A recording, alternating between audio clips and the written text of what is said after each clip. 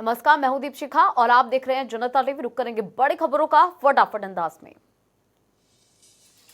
कृषि कानून के खिलाफ किसानों का आंदोलन का ये 90वां दिन चल रहा है। किसानों की मांग है कि सरकार 3 कृषि कानून रद्द करे, एमएसपी पर कानून लाया जाए। किसान आंदोलन को तेज करने के लिए संयुक्त किसान मोर्चा की ओर से पगड़ी संभाल दिवस मनाया जा रहा है। किसानों के आत्मसम्मान और पगड़ी संभाल आंदोलन के संस्थापक अजीत सिंह की याद में किसान मोर्चा ने इस दिन को मनाने का फैसला लिया है।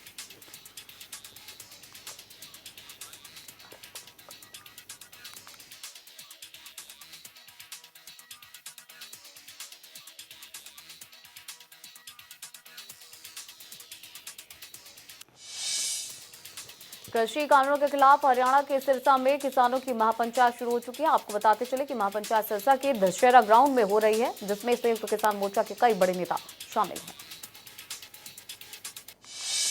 गणतंत्र दिवस के मौके पर राजधानी दिल्ली के लाल किले पर हुई हिंसा का मास्टरमाइंड कहे जा रहे दीप सिद्धू की 7 दिन की पुलिस रिमांड आज खत्म हो गई है। लाल किले पर हुई हिंसा में जांच अभी भी जारी है और इस पूरे मामले में कई गिरफ्तारियां होनी बाकी है। वैसे में पुलिस कोर्ट में ये तर्क देकर दीप सिद्धू की रिमांड की फिर से मांग कर सकती है। आपको बता दें कि दीप सिद्धू को 8 फरवरी की रात हरियाणा के करनाल बाईपास से गिरफ्तार किया गया था। टूल किट मामले में आज क्लाइमेट एक्टिविस्ट दिशा रवि की जमानत पर सुनवाई होगी। वहीं इस पूरे मामले में दिल्ली पुलिस दिशा रवि, शांतनु और निकिता को आमने सामने बिठाकर पूछताछ कर सकती है। दिल्ली हिंसा मामले में पुलिस लगातार आरोपियों की तलाश कर रही है। गिरफ्तारी भी लगातार जारी है और इसी कड़ी में 2 और आरोपी पुलिस की जम्मू से गिरफ्तार किए गए हैं। वहीं आपको बता दें कि इनका नाम महेंद्र सिंह और मनदीप सिंह बताया जा रहा है। दिल्ली पुलिस ने दोनों आरोपियों को जम्मू कश्मीर पुलिस की मदद से पकड़ा है। जानकारी के मुताबिक पकड़े गए 45 साल का मोहिंदा कश्मीर संयुक्त मोर्चा संगठन का अध्यक्ष है। पुलिस के मुताबिक मोहिंद सिंह दिल्ली हिंसा की साजिश रचने वाले मुख्य लोगों में शामिल था। वहीं गोल गुजराल का रहने वाला मनदीप भी मुख्य साजिशकर्ताओं में से एक बताया जा रहा है। गुजरात में 6 महानगरपालिकाओं के लिए वोटों की गिनती आज सुबह 8 बजे से जारी है। बताते चलें कि 6 महानगरपालिकाओं जिसमें अहमदाबाद, सूरत, राजकोट, वडोदरा, जामनगर और भावनगर शामिल है। इनमें से 21 फरवरी को वोट डाले जाएंगे। गुजरात में इन 6 महानगरपालिकाओं में इस बार बीजेपी और कांग्रेस के बीच सीधी कांटे की टक्कर है। आपको बता दें कि फिलहाल अभी सभी 6 महानगरपालिकाओं में सत्तारूढ़ बीजेपी का कब्जा है। पीएम नरेंद्र मोदी ने स्वास्थ्य मंत्रालय की ओर से आयोजित वेबिनार का संबोधन किया। इस दौरान पीएम ने कहा कि इस साल के बजट में हेल्थ सेक्टर को जितना बजट आवंटित किया गया है वह अभूतपूर्व है। पीएम ने अपने संबोधन में कहा कि पिछला साल एक अग्नि परीक्षा की तरह से रहा है। देश के हेल्थ सेक्टर ने अनेकों जिंदगियों को बचाया है। पीएम ने भी कहा कि आज सरकार प्राइवेट सेक्टर के साथ के दम पर 21 करोड़ टेस्ट किए जा चुके हैं। पीएम ने कहा कि हमें मेडिकल इक्विपमेंट से लेकर मेडिसिन तक हेल्थ से जुड़े सभी प्रोडक्ट्स की मैन्युफैक्चरिंग पर ध्यान देना है। पीएम ने कहा कि भारत 2025 तक टीबी को खत्म कर पाएगा। कोरोना काल का जो अनुभव है वो इस मिशन में हमारी मदद करेगा। पीएम ने कहा कि कोरोना काल में भारत ने आयुर्वेद को दुनिया ने माना है। भारत के मसाले काढ़े आज दुनिया में फेमस हो रहे हैं। अब ऐसे में इसे बढ़ावा देने की जरूरत है। महाराष्ट्र के पुणे में पूर्व सांसद धनंजय महाडिक के बेटे वीवीआईपी शादी समारोह में कोरोना नियमों को तोड़ने के चलते पुलिस ने केस दर्ज किया है। बता दें कि धनंजय महाडिक के बेटे की शादी में कई वीवीआईपी लोग बिना मास्क के नजर आए। इस शादी में कोरोना नियमों की धज्जियां उड़ाने पर बीजेपी के पूर्व सांसद धनंजय महाडिक, लक्ष्मी लॉन्च के मालिक विवेक मगर और मैनेजर निरूपल केदार के खिलाफ हटपसर पुलिस स्टेशन में मामला दर्ज किया गया है। प्रस्ताव लेके आएंगे। उससे पहले कोई आप बैठक भी करेंगे क्या सर? और दूसरा, अविश्वास प्रस्ताव आप कब लेकर आने वाले हैं? सेशन की कार्रवाई में अवधि में कब आप लेके आएंगे? 4 तारीख को 3 बजे यहाँ बैठक करेंगे सभी विधायक और अविश्वास प्रस्ताव राज्यपाल का अभिभाषण के बाद अडजन होगा हाउस, फिर ऑब्चुरी आएंगी, उसके ऑब्चुरी खत्म होते बिजनेस शुरू होते ही सबसे पहला काम है विश्वास प्रस्ताव। सर जो तमाम घोटाले सामने आ रहे हैं, एसआईटी की रिपोर्ट आई है, उसमें शराब का अवैध कारोबार का जिक्र हो रहा है, उसकी जांच सीबीआई तक करने की सिफारिश की जा रही है। इसके साथ ही कुछ प्राइवेट लोगों के नाम उसमें शामिल हुए हैं। कैसे देखते हैं आप सरकार को? वही कॉलिंग अटेंशन हम डाल रहे हैं उन मुद्दों पर और सरकार की विफलताएं हैं और इसमें कोई दो राय नहीं। इस सरकार ने 2 ही काम किए हैं, कर्जा बढ़ाने का काम किया है और घोटाले किए हैं। अंतिम सवाल है, बजट से क्या उम्मीद है? 1,98,000 करोड़ का कर्जा था पिछले बजट के दौरान, कि किस नीति पर सरकार काम कर रही है? देखिए, हम तो चाहते हैं कि प्रदेश का विकास हो, अच्छा बजट दे ये सरकार, गरीब आदमी के हित में दे, किसान के हित में दे, मजदूर के हित में दे कर्जा। लेकिन जैसा रिकॉर्ड है उस रिकॉर्ड के हिसाब से तो कर्जा ही बढ़ाया जाएगा। उम्मीद तो हम करते हैं और चाहते हैं अच्छा बजट हो, प्रदेश आगे जाए, लेकिन इनका रिकॉर्ड नहीं बताता ये बात। बहुत मुश्किल से बातचीत करने के लिए हमारे साथ नेता विपक्ष भूपेंद्र सिंह हुड्डा थे, जिन्होंने कहा है कि अच्छा बजट होगा, प्रदेश का ऐसी उम्मीद करते हैं। लेकिन पहले का जो रिकॉर्ड है, कर्जा सरकार लगातार लेती हुई रही है।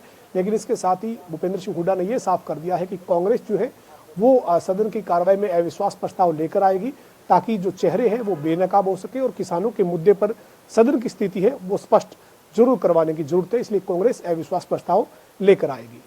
वीडियो जर्नलिस्ट विजेंद्र सिंह के साथ पवन सिंह, जनता टीवी, चंडीगढ़।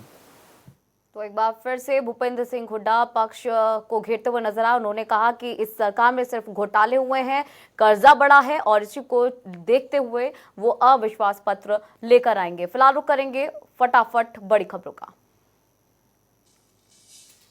एम्स प्रमुख डॉक्टर रणदीप गुलेरिया ने आशंका जताते हुए कहा है कि भारत में कोरोना का नया स्ट्रेन पहले से ज्यादा संक्रामक हो गया है। डॉक्टर गुलेरिया ने कहा है कि भारत में कोरोना वायरस के प्रति हुई इम्यूनिटी बढ़ाने की बात एक मिथक है। उन्होंने कहा कि महाराष्ट्र में जिस तरह से कोरोना संक्रमण के मामले एक बार फिर से तेजी से बढ़ रहे हैं, उसे देखने के बाद से हम कह सकते हैं कि ये पहले से ज्यादा खतरनाक वायरस हो चुका है। महबूबा मुफ्ती की पीडीपी के अध्यक्ष पद पर लगातार 5वीं बार ताजपोशी हुई है और इस बात का फैसला सर्वसम्मति से लिया गया है, जिसके बाद से महबूबा मुफ्ती अगले 3 साल तक पार्टी के अध्यक्ष के तौर पर काम करेंगी।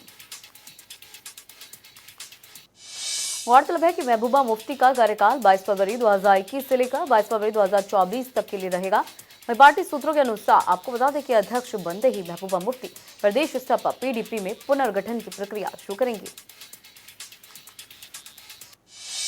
2 दिन थोड़ी राहत मिलने के बाद से एक बार फिर से आज पेट्रोल और डीजल की कीमतों में 35 पैसे की बढ़ोतरी की गई है। 35 पैसे की बढ़ोतरी के साथ ही दिल्ली के अंदर पेट्रोल की कीमत 90 रुपए 93 पैसे प्रति लीटर हो चुकी है, जबकि डीजल का दाम 81 रुपए 32 पैसे प्रति लीटर हो चुका है। तेल में हुई इन बढ़ोतरी के बाद से देश की आर्थिक राजधानी मुंबई में पेट्रोल की कीमत 97 रुपए 34 पैसे प्रति लीटर, जबकि डीजल की कीमत 88 रुपए 44 पैसे प्रति लीटर पहुंच चुकी है।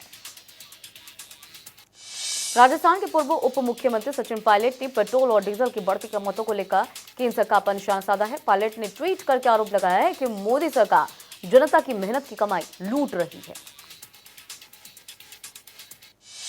पेट्रोल डीजल की बढ़ती कीमतों के बीच देश की आर्थिक राजधानी मुंबई में अब ऑटो रिक्शा और टैक्सी से सफर करना महंगा हो चुका है, क्योंकि मुंबई में ऑटो रिक्शा और टैक्सी संघ ने बेस फेयर में 3 रुपए की बढ़ोतरी कर दी है।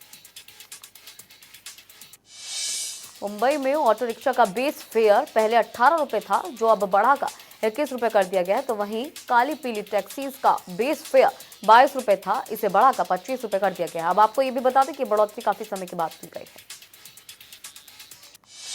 वहीं ऑटो रिक्शा और टैक्सी चालकों का यह भी कहना है कि पिछले 5 साल में बेस फेयर में उन्होंने कोई बढ़ोतरी नहीं की थी, लेकिन महंगाई की वजह से ऑटो और टैक्सी के मेंटेनेंस के लिए उन्हें बेस फेयर में बढ़ोतरी करनी पड़ी है। दमन और दीव के सांसद मोहन डेलकर मुंबई में एक होटल में मृत पाए गए। आपको बता दें कि दादर नगर हवेली के निर्दलीय सांसद मोहन डेलकर का शव मरीन ड्राइव के एक होटल में सोमवार को मिला।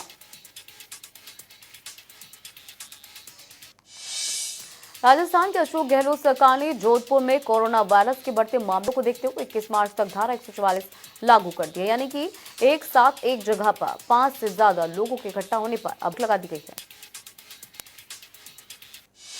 वहीं जोधपुर में शादी और सार्वजनिक कार्यक्रमों के लिए भी 100 लोगों की संख्या तय कर दी गई। हालांकि आवश्यक सेवाओं, स्कूल कॉलेजेस के छात्रों को इस मामले में छूट दी गई है। महाराष्ट्र में कोरोना के बढ़ते हुए मामलों को लेकर मध्य प्रदेश में अलर्ट जारी किया गया है। उसी के तहत इंदौर और भोपाल में मास्क फिर से अनिवार्य कर दिया गया है। ये भी बता दें कि एमपी के 12 जिलों में सबसे ज्यादा कोरोना का खतरा बताया गया है। सोमवार को मध्य प्रदेश के मुख्यमंत्री शिवराज सिंह चौहान ने कोरोना के बढ़ते मामलों से उत्पन्न स्थिति की समीक्षा की है। मुख्यमंत्री ने इस दौरान आगामी महाशिवरात्रि पर्व पर लगने वाले मेलों के अंदर सतर्कता और जागरूकता बरतने के भी निर्देश दिए। पश्चिम बंगाल में अप्रैल मई में विधानसभा होने की संभावना है। आपको बता दें कि ऐसे में पश्चिम बंगाल के प्रभारी उपचुनाव आयुक्त सुदीप जैन आगामी विधानसभा चुनाव की तैयारियों का जायजा लेने के लिए शुक्रवार को राज्य का दौरा करेंगे। अपने इस दौरे के दौरान सुदीप जैन बंगाल के जिलाधिकारियों, पुलिस अधीक्षकों और अन्य अधिकारियों के साथ बैठक करेंगे। वो राज्य में कानून व्यवस्था का भी जायजा लेंगे। इंडियन मेडिकल एसोसिएशन ने पतंजलि की कोरोना वैक्सीन कोरोनिल का समर्थन करने के लिए केंद्रीय स्वास्थ्य मंत्री हर्षवर्धन को आड़े हाथों लिया। आईएमए ने कहा है कि मेडिकल काउंसिल ऑफ इंडिया के नियमों के मुताबिक कोई भी डॉक्टर किसी भी दवा का प्रमोशन नहीं कर सकता। गौरतलब है कि योग गुरु बाबा रामदेव ने 19 फरवरी को कोरोना की दवा लॉन्च की थी। कार्यक्रम में केंद्रीय मंत्री डॉक्टर हर्षवर्धन, नितिन गडकरी मौजूद रहे थे। अब इस पर विवाद खड़ा हो गया है। भारतीय नौसेना के लिए विकसित की गई सरफेस टू एयर मिसाइल का ओडिशा में 2 बार सफलतापूर्वक प्रक्षेपण किया गया। आपको बता दें कि कम दूरी की सतह से हवा में मार करने वाली इस मिसाइल को डीआरडीओ ने विकसित किया, यानी कि पूरी तरह से एक स्वदेशी मिसाइल है। डीआरडीओ की इस कामयाबी के लिए ओडिशा के मुख्यमंत्री नवीन पटनायक ने बधाई दी है। उन्होंने लिखा है कि स्वदेश में विकसित सतह से हवा में मार करने वाली मिसाइल का ओडिशा के तट पर सफलतापूर्वक प्रक्षेपण करने के लिए डीआरडीओ को बधाई। दिल्ली के अंदर परिवहन बसेस और मेट्रो ट्रेन फिलहाल सीमित क्षमता के लिए चलेंगी। आपको बता दें कि कोरोना के लगातार आ रहे मामलों को देखते हुए दिल्ली आपदा प्रबंधन प्राधिकरण ने सार्वजनिक परिवहन साधनों में यात्रियों की संख्या बढ़ाने से इनकार कर दिया है। दिल्ली में अगले 2 हफ्तों तक हालातों पर नजर रखी जाएगी। उसके बाद से डीडीएमए यात्रियों की संख्या बढ़ाने पर छूट देने का फैसला किया जाएगा। ये भी बता दें कि दिल्ली परिवहन विभाग ने पिछले हफ्ते ही डीडीएमए को यात्रियों की संख्या में छूट का प्रस्ताव भेजा था, जिसे फिलहाल नहीं माना गया है। चमोली में 7 फरवरी को आई आपदा में लापता लोगों के परिजनों को जल्द ही मृत्यु प्रमाण पत्र जारी किए जाएंगे और इस संबंध में केंद्र से मिले दिशा निर्देशों के बाद से उत्तराखंड सरकार ने भी अधिसूचना जारी कर दी है। चमोली आपदा के बाद से लापता 204 लोगों में से कई जगह से मानव अंग के साथ कुल 70 शव मिले हैं। 134 लोग अभी भी लापता हैं। इनकी तलाश के लिए चमोली की ऋषि गंगा, धौली गंगा घाटी के साथ ही तपोवन टनल में पिछले कई दिनों से रेस्क्यू ऑपरेशन जारी है। गुजरात के भरूच जिले के अंदर एक बड़ा हादसा हुआ। दरअसल झंगड़िया में यूपीएल 5 कंपनी के प्लांट में जबरदस्त ब्लास्ट हो गया। ब्लास्ट इतना ज्यादा तेज था कि 10 किलोमीटर से भी ज्यादा के दायरे में इसकी आवाज सुनाई दी गई। झगड़िया के प्लांट में ब्लास्ट होने से आग लग गई। इसमें 24 लोग घायल हुए। बताया जा रहा है कि मंगलवार तड़के 2 बजे ये धमाका हुआ, जिसके बाद से आग लग गई। मौके पर दमकल की कई गाड़ियां पहुंची और आग पर काबू पाया गया। यूपी के रामपुर की जेल में बंद शबनम की फांसी पर आज सुनवाई होगी और इसी के आधार पर तय होगा कि उसे डेथ वारंट कब जारी किया जाए। अमरोहा जिला जज की अदालत में उसके केस की रिपोर्ट सौंपी जाएगी और इसी रिपोर्ट में अगर कोई लंबित दया याचिका पाई जाती है तो शबनम की फांसी टल सकती है। ये भी बता दें कि हाल ही में शबनम ने भी सीबीआई जांच की मांग की थी। शबनम ने अप्रैल 2008 की रात को अमरोहा जिले के बावनखेड़ी गांव में अपने प्रेमी सलीम के साथ मिलकर अपने परिवार के 7 सदस्यों की हत्या कर डाली थी। शबनम जुलाई 2019 से रामपुर जेल के अंदर बंद है। शबनम के डेथ वारंट पर अब फैसला आना है। समाजवादी पार्टी के राष्ट्रीय अध्यक्ष अखिलेश यादव ने कहा है कि बीजेपी के शासन चलान के तरीके का असर अब देश प्रदेश पर भी पड़ रहा है। विकास के नाम पर विनाश का तांडव मचाने वालों ने जनता को महंगाई, बेरोजगारी और भ्रष्टाचार की आग में झोंक दिया है। बदायूं के जिला अस्पताल में तैनात डॉक्टर ने मर्जों और उनके तीमारदारों के साथ मारपीट की। वहीं रिश्वत नहीं देने पर डॉक्टर ऋषिम अग्रवाल ने मां और बेटे की बुरी तरह से पिटाई की और झूठे मुकदमे में फंसाने की धमकी भी दी, जिसके बाद से पीड़ितों से सीएमएस के सामने जबरन समझौता भी कराया गया। हरियाणा बजट सत्र से पहले कांग्रेस ने पूरी तैयारी कर लिया और इसी को लेकर चंडीगढ़ में कांग्रेस विधायक दल ने एक मंथन किया, चिंतन मंथन किया। इसमें बजट सत्र को लेकर रणनीति बनाई गई। हरियाणा के कृषि मंत्री जेपी दलाल को नोटिस भेजा गया है। बता दें कि प्रदेश के कृषि मंत्री जेपी दलाल ने किसानों को लेकर विवादित बयान दिया था। इसी को लेकर एक वकील ने याचिका दायर की थी। इसके बाद से कोर्ट ने उन्हें ये नोटिस भेजा है। दरअसल 13 फरवरी को कृषि मंत्री जेपी दलाल ने किसान आंदोलन में मरने वाले किसानों को लेकर विवादित बयान दिया था और इसी पर विवाद बढ़ने के बाद से उन्होंने अपने बयान पर कुछ ही घंटे बाद खेद भी जताया था। हरियाणा में पंचायत प्रतिनिधियों का कार्यकाल खत्म हो चुका है। अब से ग्राम पंचायतों पर संबंधित ब्लॉक के बीडीपीओ के प्रशासक नियुक्ति कर दिए जाएंगे। आपको बता दें कि सरपंचों की वित्तीय पावर अब खत्म हो जाएगी। दरअसल पंजाब हरियाणा हाई कोर्ट ने 23 फरवरी तक सरपंचों को पद छोड़ने के 12 फरवरी के हरियाणा सरकार के आदेश को चुनौती देने वाली याचिका को हाई कोर्ट ने खारिज कर दिया है। पंजाब हरियाणा हाई कोर्ट ने कहा है कि ऐसा कोई भी कानूनी अधिकार नहीं है जिसके तहत चुनाव की तारीख को घोषित होने तक पद पर बने रहने की मांग की जा रही हो। आपको बता दें कि 24 फरवरी 2016 को पंचायत प्रतिनिधियों ने कार्यभार संभाला था। सीमांत क्षेत्र के किसानों को हरियाणा सरकार की तरफ से बड़ी राहत मिली है। दरअसल हरियाणा की सीमाओं के साथ लगते पड़ोसी राज्यों के किसानों को सरकार ने हरियाणा में फसल बेचने की इजाजत दी है। यानी अब दूसरे राज्यों के किसान हरियाणा के अंदर अपनी फसल बेच सकते हैं और इसके लिए दूसरे राज्यों से आए किसानों को भी मंडी में फसल बेचने से पहले मेरी फसल मेरा ब्यौरा पोर्टल पर अपनी फसल की जानकारी देनी होगी। मार्केट कमेटी के अधिकारी ने मनोज कुमार ने कहा कि यूपी के सहारनपुर के किसान जो मेरी फसल मेरा ब्यौरा के तहत पंजीकृत हैं, वो सभी सीजन में गेहूं की फसल और अनाज मंडी में बेच सकते हैं।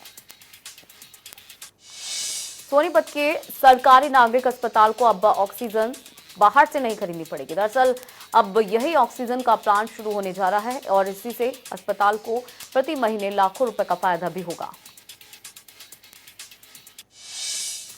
सोनीपत नागरिक अस्पताल में फिलहाल 200 बेड्स हैं, जहां सभी बेड्स पर ऑक्सीजन सप्लाई करने में अस्पताल प्रशासन को 2 लाख प्रति माह खर्च करना पड़ता है। अब आपको यहां ये बता दें कि अस्पताल में 25 फरवरी तक ऑक्सीजन की सुविधा मिल सकती है। हरियाणा साहित्य अकेडमी की ओर से सोनीपत के 4 साहित्यकारों को अलग अलग पुरस्कार देने के लिए चयनित किया गया है, जिनमें doctor Kamlesh Malik, doctor Santram Deswal, doctor Ashok Batra और ज्योति का नाम शामिल है। सोनीपत में कोरोना काल के बाद रेलवे मुनाफा कमाने के लिए लोकल ट्रेन चलाकर से एक्सप्रेस ट्रेन का नाम दिया गया है।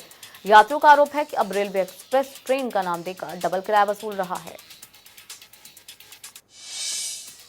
यात्रियों का कहना है कि किराया बढ़ाने के लिए लोकल ट्रेन को एक्सप्रेस ट्रेन का नाम दिया गया है, लेकिन ये ट्रेन हर स्टेशन पर रुकती है। वहीं किराया पहले 10 रुपए था तो अब 30 रुपए कर दिया गया है। रेल यात्रियों का कहना है कि महिलाओं और पुरुष के लिए अलग से टिकट काउंटर होना चाहिए, लेकिन एक ही काउंटर खोला गया है। लोगों को टिकट लेने में परेशानी हो रही है। घंटों लाइन में लगने के बाद भी समय पर टिकट नहीं मिल पा रहा है। साइबर सिटी गुरुग्राम में संचालित बैंक की फर्जी ईमेल आईडी तैयार कर लाखों रुपए की ठगी करने वाले 3 आरोपियों को गुरुग्राम साइबर सेल ने गिरफ्तार किया है। बता दें कि ये आरोपी बड़े ही शातिराना तरीके से बैंक की फर्जी ईमेल आईडी तैयार कर लोगों को करोड़ों रुपए का चूना लगाते थे। पुलिस के मुताबिक तीनों ही आरोपी अभी तक 2 करोड़ 38 लाख रुपए की ठगी कर चुके हैं।